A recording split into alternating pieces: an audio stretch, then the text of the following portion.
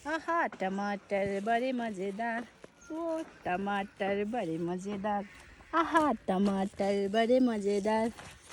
फुलकोपी, ब्रोकली, डुकु, टमाटर आजका हाम्रो सब्जी टिपाई। बेच्नु नभए पनि घरमा खानु भयो भने पनि धेरै हो। अनि हामी यसरी सब्जी टिपेर लानेछौँ, पकाउनेछु, पकाएर तपाईँहरूलाई देखाउनेछु। अनि यो चाहिँ गाईलाई केही वेस्ट हुँदैन। मुला त राम्रै रहेछ तर फुलेको होला, गाईलाई हो यो। तोरीबारीमा हुँदैन, सागबारीमा हुन्छ। सागबारीमा यो मुला चाहिँ